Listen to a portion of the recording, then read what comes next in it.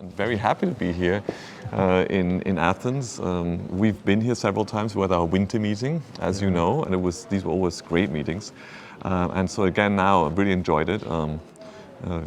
Just very nice interactions. It's good to be face to face and not just virtual. So I think, post-COVID, this is a real highlight.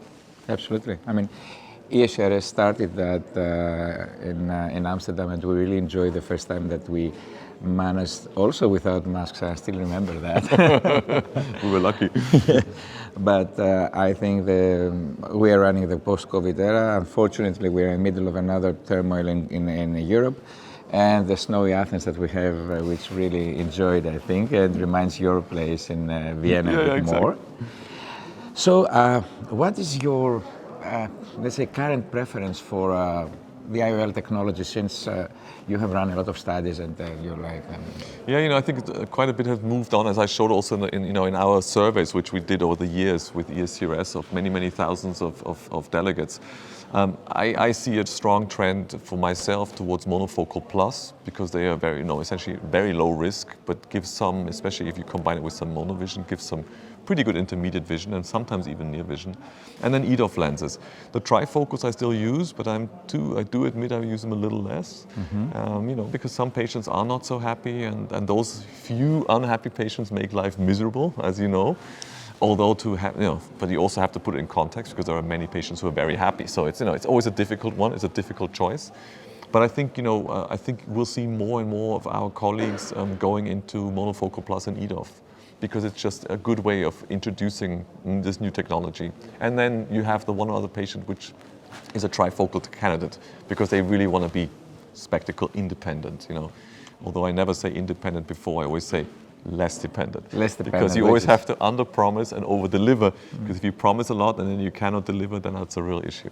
Excellent. Yeah, I agree on that. I think we are in the same track also in Greece, and we also have the luxury of incredible technology for our pre-op examination, which I think makes things also easier. Do you want to make any comment for that? Well, I think, we know that optical biometry, and we're a little, let me say, I'm proud, because that was actually born in Vienna in the 90s.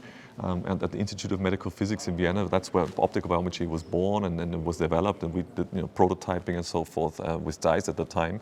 And of course, now with especially swept source OCT biometry, and having a corneal tomography and also the back surface and better evaluation of astigmatism, our results are better. It's not perfect yet. We still need to get better. I think especially in the tomography and corneal assessment, we still need to enhance, especially for low astigmatism, because it's still quite noisy.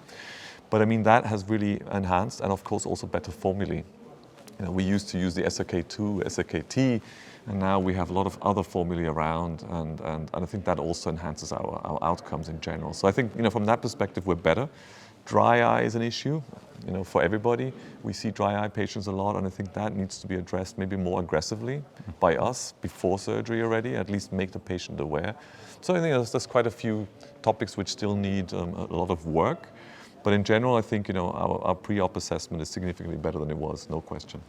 Absolutely, and I'm really very happy to have you here in Athens. I know that you're half a Greek citizen at the moment, because you're coming ever so often, and I'm sure that we will have you again in the years to come. And we have a very strong relation with the mother European Society of Cataract and Refractive Surgery. It was a pleasure to have you here again. Thank you very much.